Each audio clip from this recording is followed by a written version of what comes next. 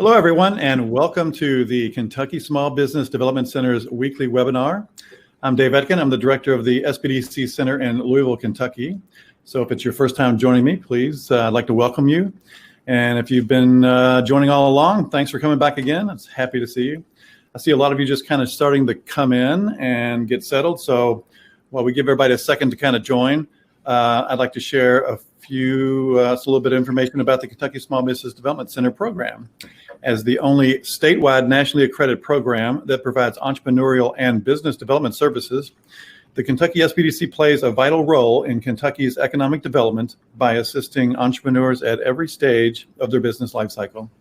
For almost 40 years, the Kentucky SBDC has assisted emerging and growing businesses by providing the professional expertise, tools, and information necessary to make sound business decisions in a complex and ever-changing marketplace. We do this at no cost to our clients, thanks to the U.S. Small Business Administration, who co-sponsors our program, which is then administered by the University of Kentucky, who partners with regional universities, colleges, and local economic development agencies. We're also part of a national network, America's SBDC, with over 1,000 centers across the nation. To learn more about the Kentucky SBDC, you can visit KentuckySBDC.com. There you'll find additional resources to help start, fund, and grow your business. And if you'd like to request personal assistance, please send us an email at info@KentuckySBDC.com or give us a call at 1-888-475-7232. So if you look to the right of your screen, you'll find the chat feature. If you have any questions for our presenter, you can post them here. We'll answer them at the end of the presentation. And just to test everything's working and you can hear me and you can see our screen, just do me a favor and say hello and tell me where you're joining us from. It's always kind of cool to see where everybody's at today. So hello, Andrea and MJ. See you every week. Good to see you again. Suzanne, nice to see you. All right. Again, I'm Dave Etkin. I'm the director here in Louisville. We're one of 13 centers throughout the Commonwealth of Kentucky. And just because I know you're interested, a recording of today's webinar will be emailed to you this afternoon. Today we've got a great guest, and it's something that I've been quite interested in, and especially in the world of marketing, about how to kind of push your marketing DNA through your whole organization. And most folks, me included, sometimes get kind of tactical and start putting things together that might not mesh. But those companies and marketing professionals that do the best seem to be the ones that can kind of inculcate that message throughout the organization, so it kind of lives everywhere. So I'd like to introduce Johnny Molson, who is a marketing consultant strategist. He does work all over the world. I think you're in Springfield, Illinois today. That's correct. And Johnny's got a cool background in market copy. He's worked in all kinds of different industries, but you most famously have been doing commercials and work in radio and things like that. So with that, I'd like to welcome you, Johnny, and let's get started and talk about marketing. Yeah, and how do we align these things? How do we take these things that might be going in various different directions and get them, as you say? I think you teed it up real nicely, Dave. The idea of pushing that DNA all the way through the company and to the consumer or the potential consumer. Our company, Wizard of Ads, is based in Austin, Texas, and we have offices in 6 different countries now. There are about 60 or so partners around the world, and we primarily work with, and honestly almost exclusively work with, owner-operated companies, and they retain us for marketing consultation and also writing and sometimes the production of their ads in various media. So everything from a billboard to a radio ad to things on online and some of the digital functions as well. And we have an interesting way of operating in that our fees are tied to the business's growth. So in other words, if I'm consulting somebody and next year they go up 10%, then my fees go up 10%. And should they go down, mine goes down too. So there's a really tight interest here for both parties to do what works, and not just what we like and not just what our favorite thing is, but what is the thing that's going to work. And that's what we really hang our hat on. We're very media agnostic when it comes to that choice. Don't care which one we use. We can use, a blimp and a trailer behind an airplane. If it works, that's what we're going to do. So that's just a little bit about the company. Now, if you look at my business card, it will say marketing consultant. And if I'm ever at an event, if we're ever allowed to go to events again, and I tell people I'm a marketing consultant, the first thing they often say is, "Oh, that's interesting. What kind of marketing do you do?"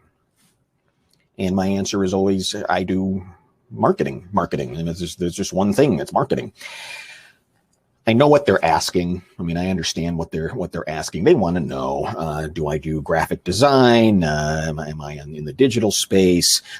Is it direct mail? And all of those things are ways you advertise. As Dave just said, it's the tactical stuff. And while marketing has advertising components in it, marketing and advertising aren't the same thing. Some of that is our industry's fault. We use the words interchangeably, like you're saying yams and sweet potatoes, or Yeti and Sasquatch, or something like that. But they're not the same thing. Marketing really encompasses a lot more than just advertising. Advertising is a part of marketing, but marketing is not advertising. So what is marketing? It's all this stuff. It's your pricing strategy. Are your bathrooms clean? It's your blog posts. It's, is your receptionist friendly? Can I find you easily on Google? How does your staff present themselves when they're talking to customers? The financing options you have, the data on your customers that you might be getting, all of those things really do come under the category of marketing.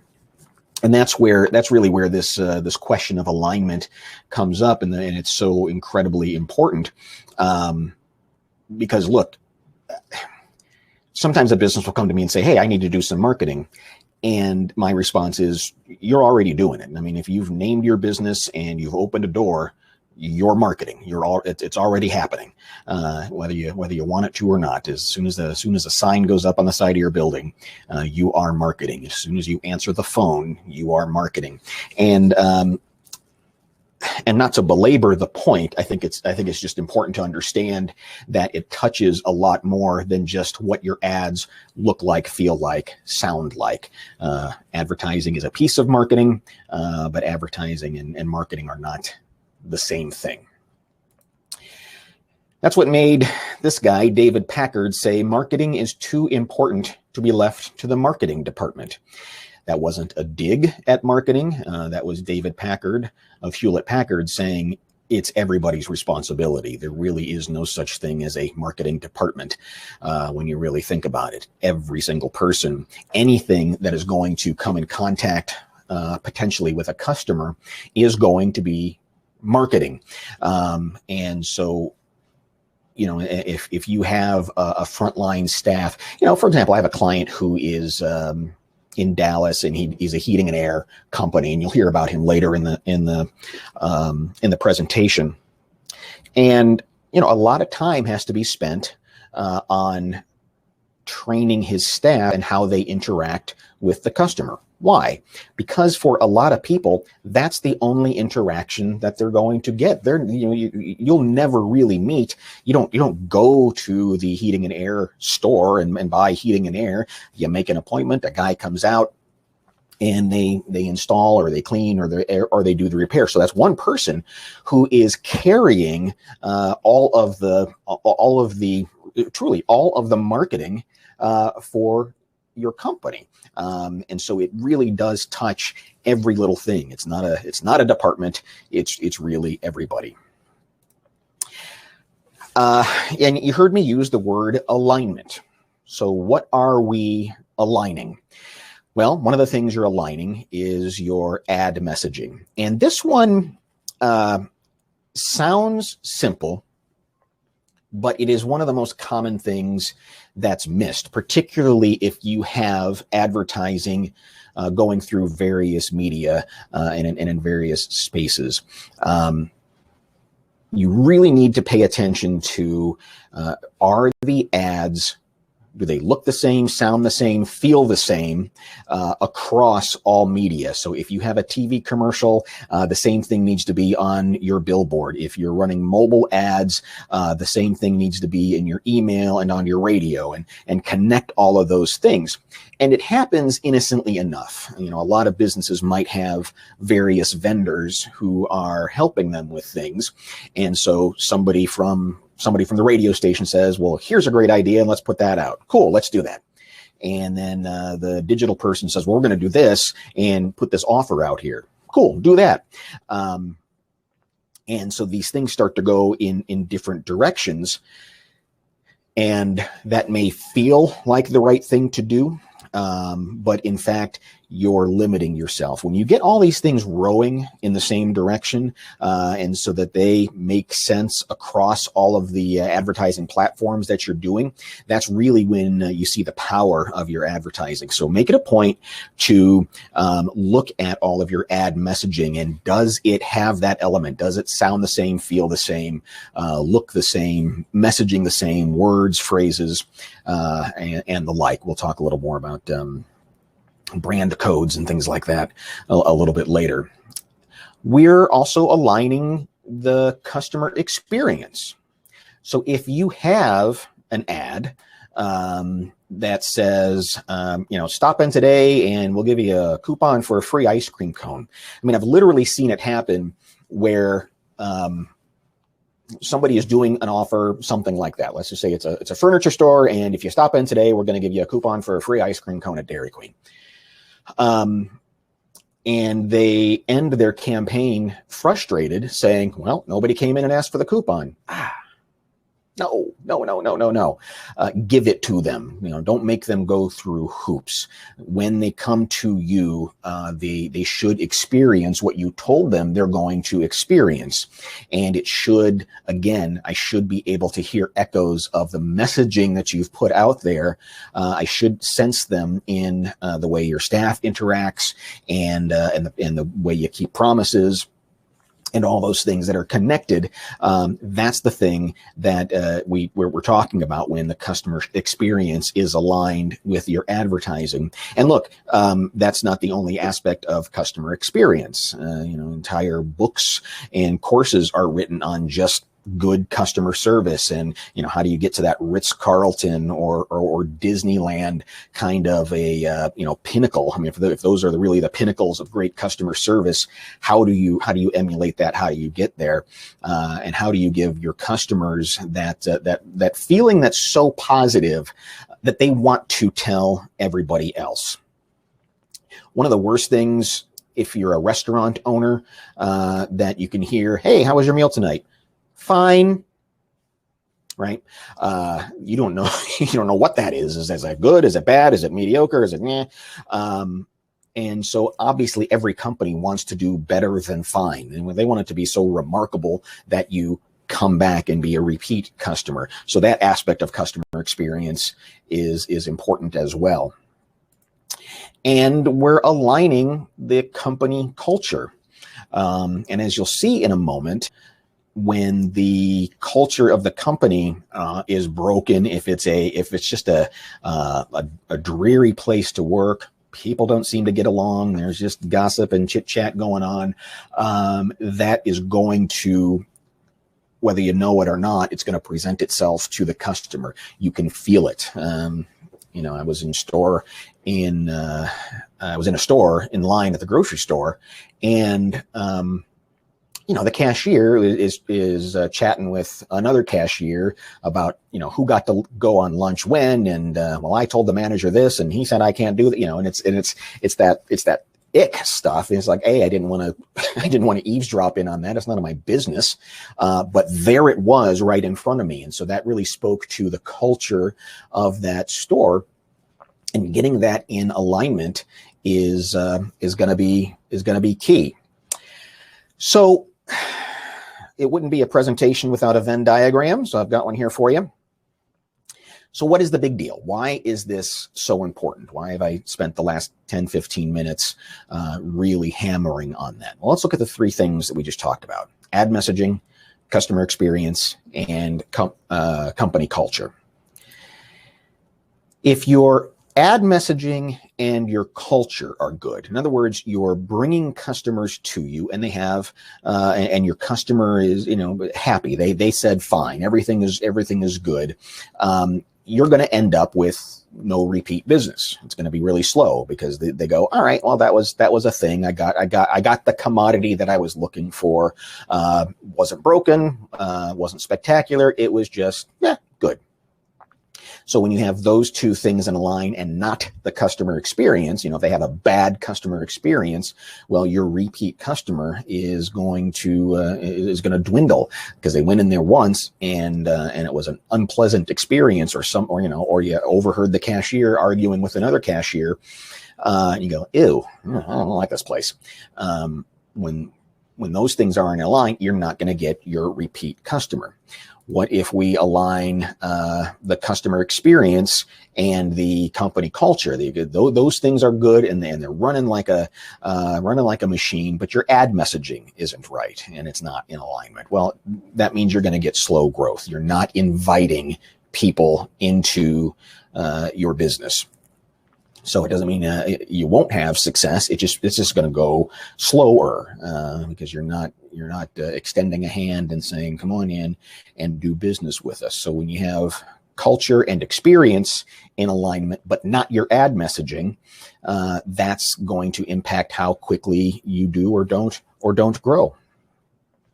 And finally, if your ad messaging and customer experience are in alignment, I came to your store, I found what you said I would find, I had the experience I thought I'd have, and more, but something's going on behind the scenes. The company culture is broken. You're going to end up with high turnover. That becomes, truly becomes a marketing issue. If I come to your store or your business, and oh my gosh, here's a different person, and oh my gosh, here's a different person, or you have to train people. It really starts to weigh the business down. So I hope you can kind of see how when you get these three things in alignment with each other, that's really the thing that makes this work. When you have a strong company culture, when you're giving such incredible service that they can't help but talk about you, and your ad messaging is inviting them in a motivated way, that's when you start to really see exponential growth. That's been our experience in our firm. And so while we talk a lot about advertising and messages and words, we spend an equal amount of time with a lot of businesses saying, how is your team doing? What can we do to help them? Or what can you offer that will get them engaged and make them a believer? They've got to believe what you believe in order to you point them up the hill and they go. So we spend an equal amount of time on that, and I'll show you how we do this. But first, here's a great quote from Herb Kelleher. He says, "I can teach you the secret to running this airline in 30 seconds. This is it. We are the low-fare airline. Once you understand that fact, you can make any decision as well as I can." And he wasn't being modest. He was being serious. That was the anchor that holds Southwest Airlines together. So everything had to be measured against, we are the low-fare airline. So, and he's told this, and he would tell this story. He passed away a couple of years ago. He would tell the story that his wealthy friends might come to him and say, "Herb, I love your airline, But you know, I'm a first class kind of guy. Put some first class seats in there, and I'll fly any day. And he had to say, no, I'm sorry, we're not the airline for you then. Okay. We are the low fare airline. So it would be contradictory to that statement if there's also a first class level, because you've been telling people that you're here, but there's also this here. It's in conflict with itself. So anything that was going to, any decision that would have or could have affected the price of the ticket to cause them to no longer be the low fare airline was gone. And anything that would help that stayed in. It was as simple, but also as complicated as that, because it has its own barriers and guardrails, right? If you are cutting hair and, your haircuts are $18 and you've got good customers and you like them, and somebody comes along and says, well, I can do haircuts for $6. Well, the haircut for $18 place has a choice. They can try to lower their price to $5. They can try to say, well, that place isn't as good, or that, but what they ought do is stay the path and say, we fix $6 haircuts. That would be the play that the $18 place would say, because it's not sacrificing their principles, right? It's not going against what they stand for. If you're the high class elite place, then you be that. And if people go, well, you're too expensive for me, then they're just not your customer. And you have to be willing to sacrifice on one side in order to make something stronger on the other side. Okay, here is how we do this. What I'd like you to do is get out a pen and paper, if you don't have one already, and you're going to write down 10 true sentences about your company that tell me why I should choose you. So think about things like your products, the processes, your warranties, the pricing, training, the history, the personality. Any of those things might count toward this. And I'm only going to give you 3 minutes because I don't want you to overthink this. If I give you too much time, then your brain starts to lock up and going, oh, that's not a very good one. Just write down 10 true sentences, and if you get to 10 and you want to go to 20, then go to 20. But do at least 10 that tell me why I should choose you. And I'll give you 3 minutes to do that.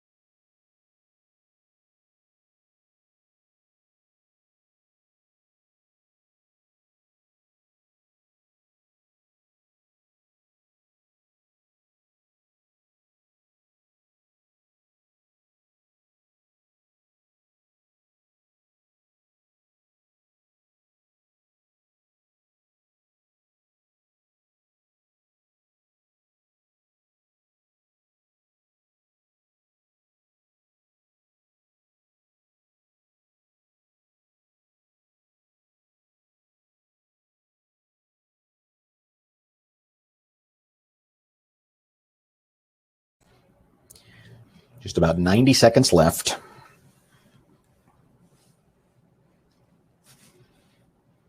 Looking for things that go beyond just we give good service or we're friendly people. Products, processes, procedures, that kind of thing.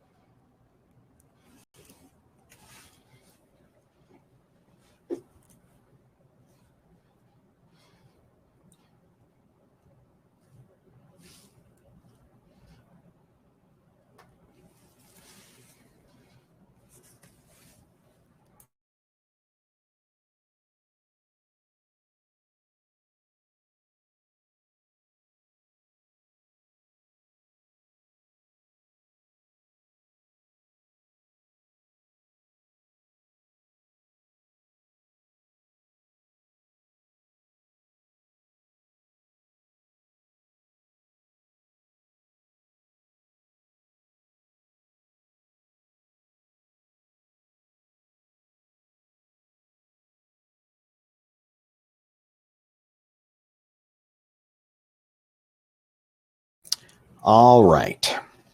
What I'm going to do is open a chat box here, and I know there's a little bit of a delay. But if you want to share any of the things that you came up with, these reasons that you, want to tell me why to do business with you, that would convince me. If you want to just put those in the chat, we'll see if any pop up.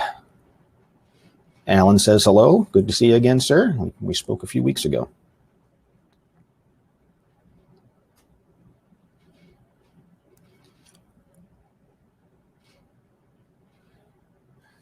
There's a good one. Open year round, 7 days a week. Okay, great. Yeah.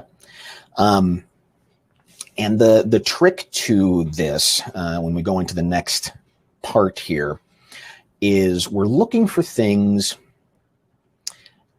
that that I can actually see you doing as a customer. Okay.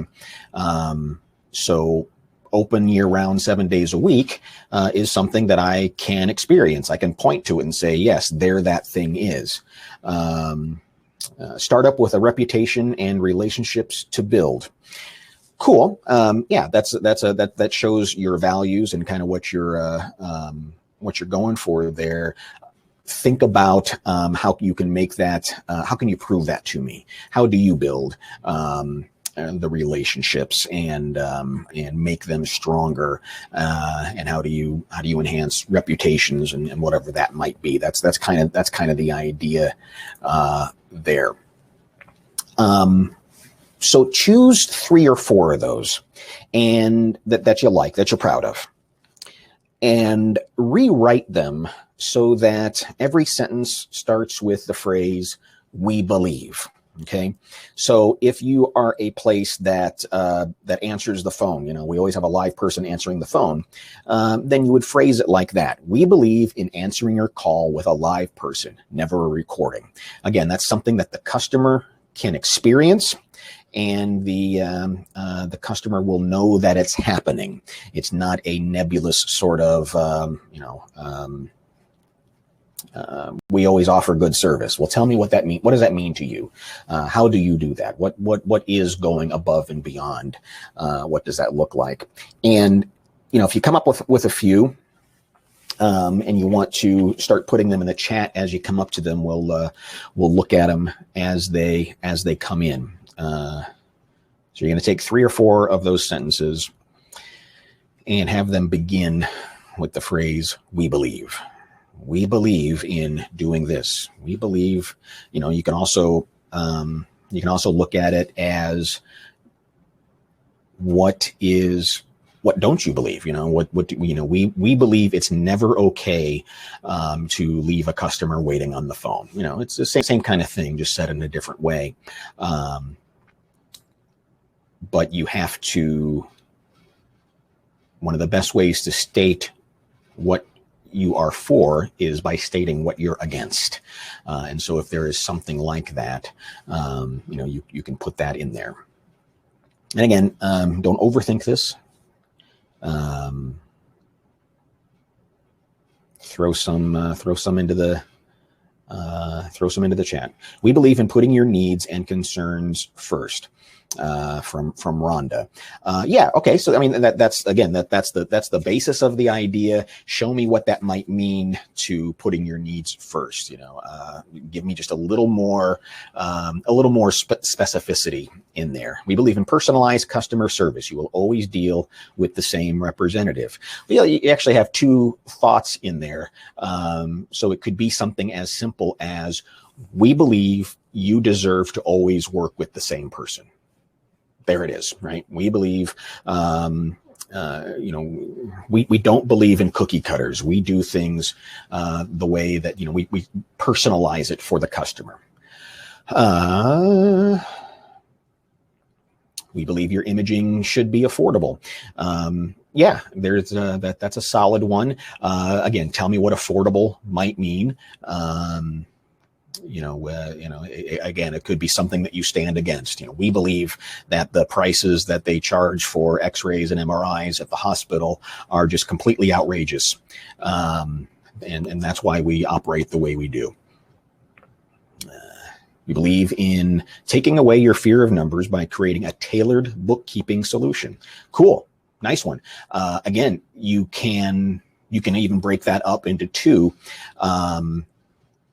So that it might say, we believe in tailoring bookkeeping specifically for your business or specifically for your lifestyle or whatever kind of bookkeeping you might do. We believe in calming your fears over numbers. It's a little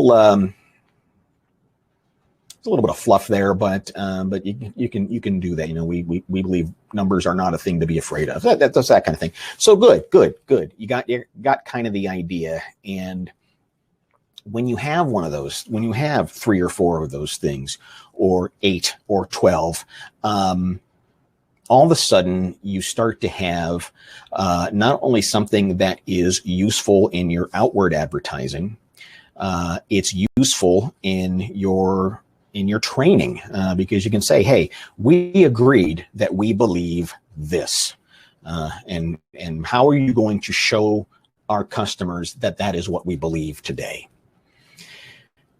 And how it affects the company culture is you now know who to hire and who not to hire, right? If they're not a believer, that's why we use the word "we believe."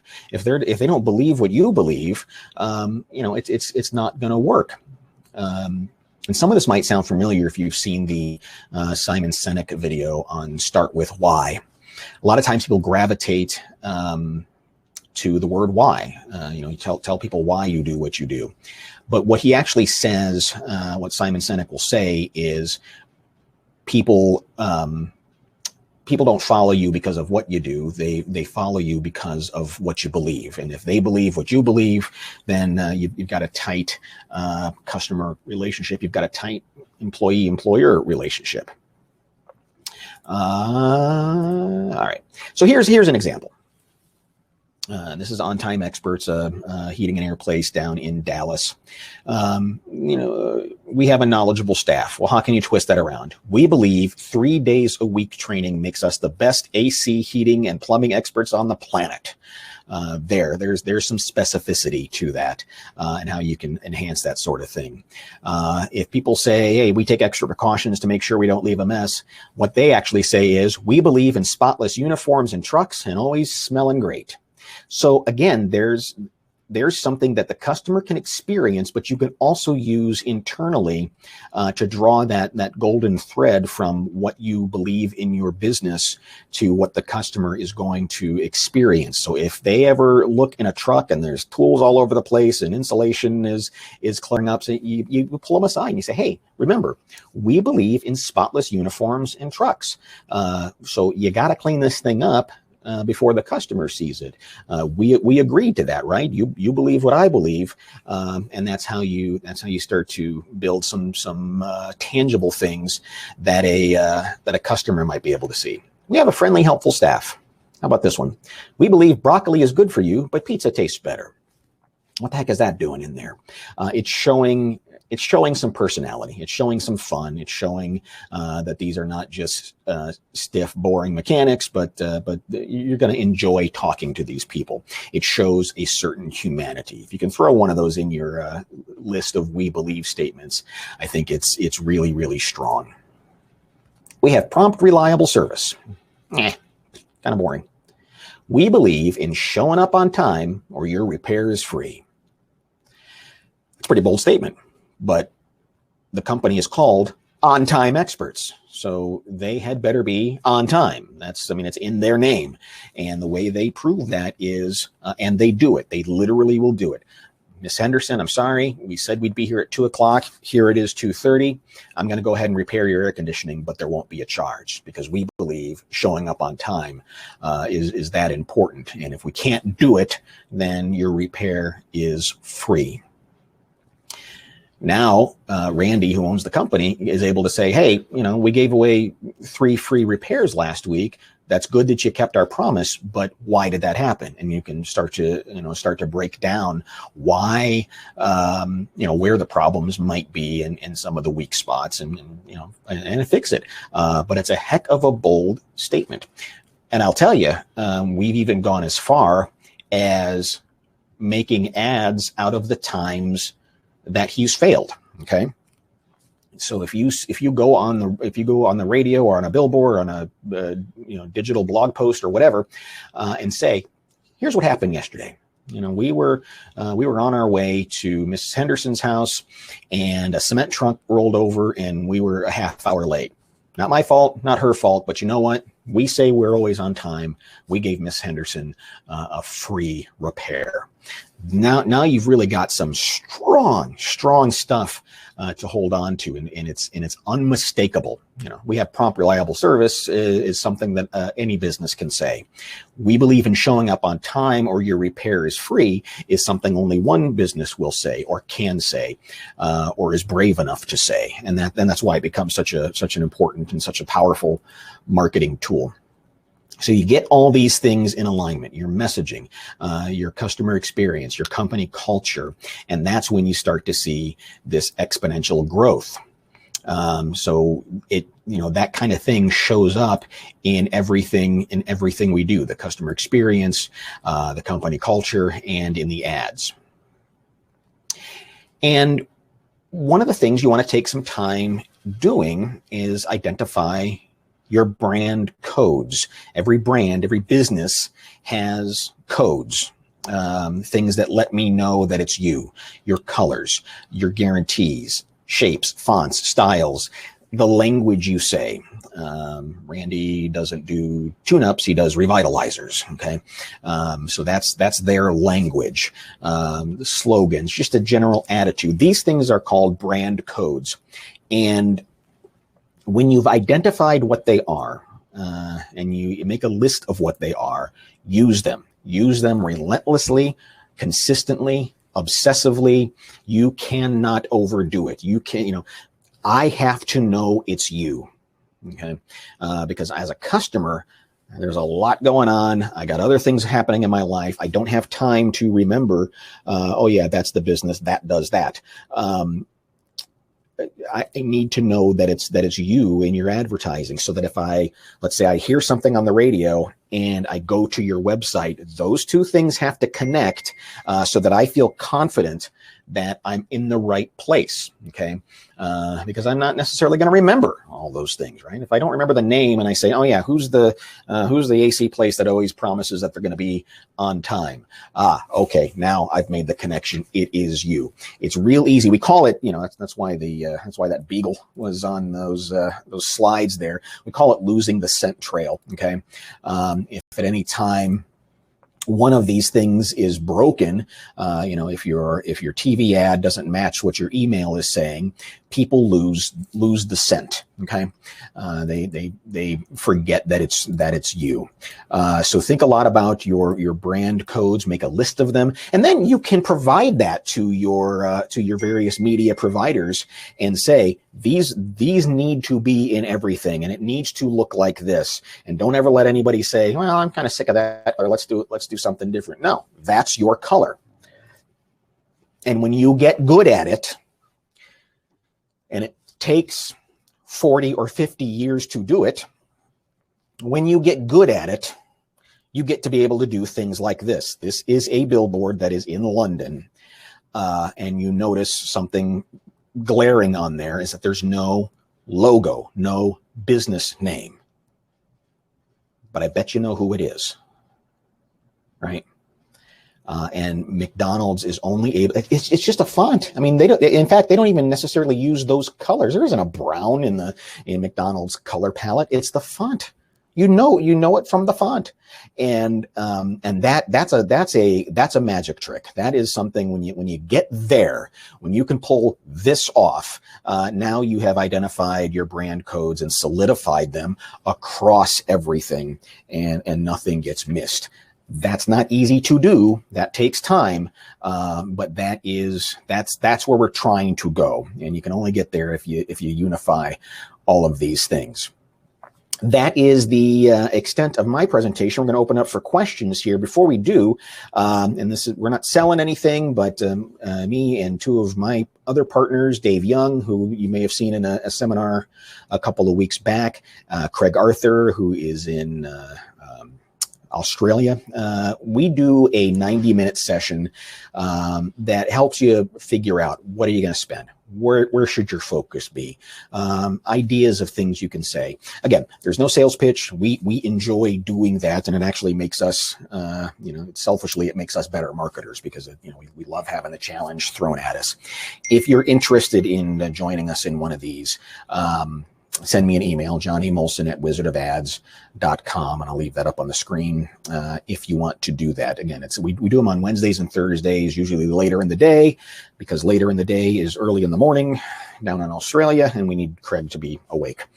And we'd love to have you. We enjoy doing it, and I know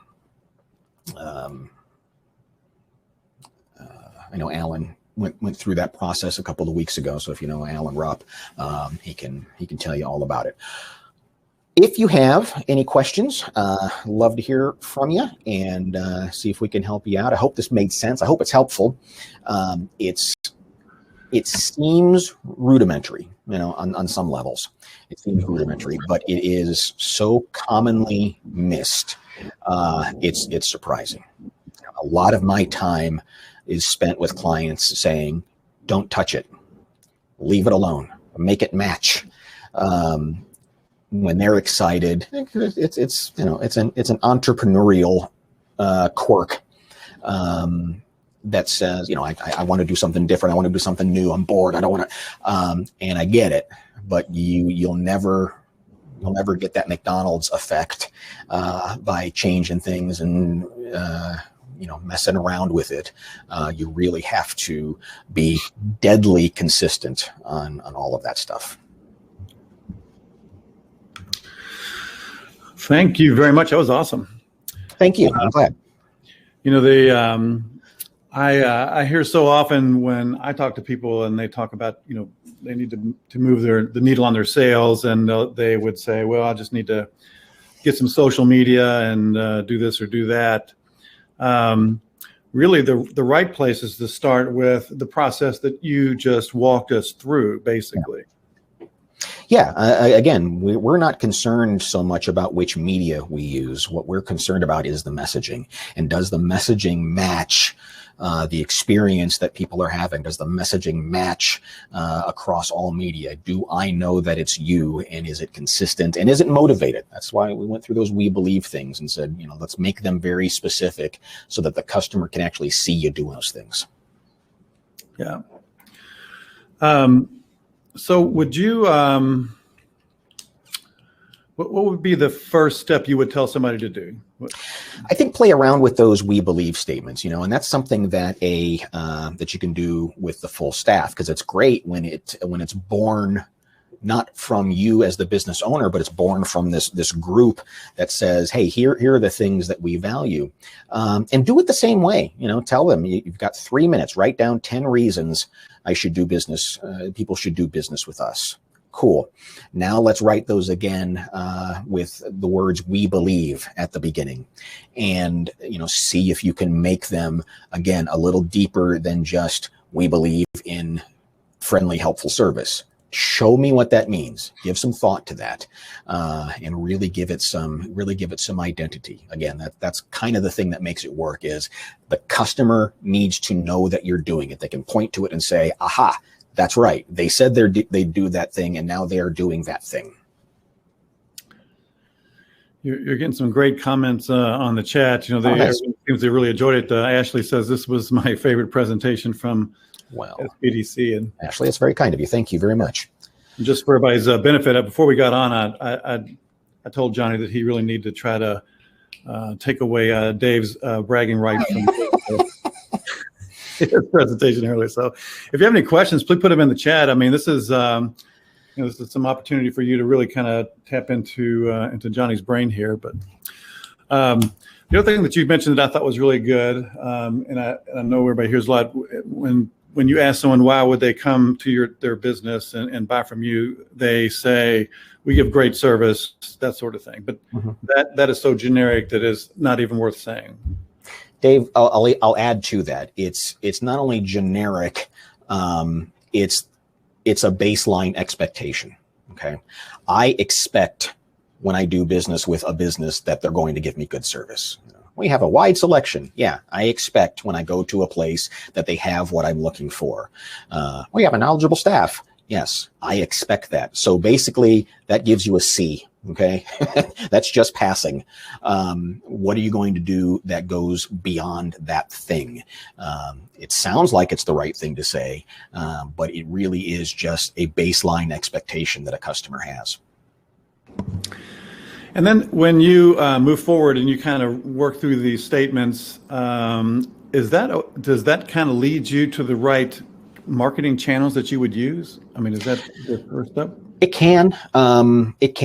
But I'll say this, that if you've got a solid message, it will work as a Facebook post. It will work as a billboard. It will work as a radio commercial. Cynthia asks if I offer employee training sessions. We do that sometimes with our clients so that everybody, particularly when we're doing these "we believe" statements, a lot of times we will explain to the staff, hey, this is why this exists. It's not just a cute thing we say in marketing, but it's actually it's the stuff that holds up this business. Lisa wants to know, can you change your business colors to one that will be attracted to customers, or should you leave it the same? I am really hesitant to ever change colors and logos. It takes a long time for that stuff to burn in. Not entirely sure what you might mean by attracted to customers. Maybe a more pleasing color palette, or, some people believe green means this and brown means that. I'm not a graphic designer, so I couldn't necessarily answer you that. But, if you look at, look at a bottle of Lysol, and it's got that very identifiable L. They've had that since 1908. Okay. Maxwell House has been saying good to the last drop since the 30s. And I'm sure marketing people have come and said, let's jazz that up a little bit. No, don't touch it. Leave it alone. Yeah, UPS and brown trucks. That's of course. Yeah. Yes. Let's see here. And I just you don't see any other questions at the moment. If you have any questions, just kind of pop them in there. If you go to wizardofads.com, there you can see who all the partners are, and there's also a bi-weekly newsletter that you can sign up for. We all write regular articles, and so there's a lot of free information at that website. And I just posted one yesterday that was simply called "Most People Don't Know Most Businesses," and what I mean by that is when you really give it some thought, awareness is usually the challenge that most businesses have, because I know a couple of grocery stores, I know a car dealer or two, I know a plumber. That's plenty for me. I don't need to know other ones. So you have to spend a lot of time building that awareness. It's a real tough part of the marketing funnel that sometimes gets glossed over, and we spend a lot of time on that. We do things, we play the long game. We're branding for the future. We're trying to tell people why they should do business with you before they ever have a need. And that's a different approach than just saying, come in today and save 50% on a mattress. Okay. But why? Why that place? Mm-hmm. Your haircut example was really good, I thought. And I think that, or would you maybe speak to how you take your "we believe" statements and use that as part of your pricing strategy as well? Oh, sure. Yeah. I work with a lot of businesses who coincidentally are also the highest price in their category, and that's okay. And I think pricing communicates something. Okay. It's the old Gibson guitar example that, Gibson was almost going out of business, and they just decided they were going to, put them all out there. And if it's going to cost, I don't know, $800 to buy a Gibson guitar, or whatever the number was. Well, it was a number. It was a number so high. There was some regality, there was some specialness to that number that said, oh, this must be the nicer one. Because it costs so much. So with that being said, if one of your we believe statements is, we believe, I don't know, you get what you pay for, or some iteration of that, don't negate that then by having a sale. We believe this is what it's worth to get this product or service. You can easily undo that by having a sale or putting an offer out there, training people to look for low prices. Does your we believe statement need to be a certain length or a certain amount of words? Rhonda, smaller and punchier is always better. So, some of the examples that we saw there, where I said you can actually make that into two. If you find yourself using the word and, you've got two there. So just keep it to one. Keep it to one singular thought. And yes, the shorter and punchier the words are, the better. Like in the example, we believe in being clean and organized. No, we believe in spotless trucks and uniforms and employees that are smelling great. That has some punch and some life to it, but it doesn't overdo it. Mm-hmm. It's really easy to get into these kind of fluffy words that we've heard other people use in their advertising, and so you think, well, gosh, maybe that's what I should do.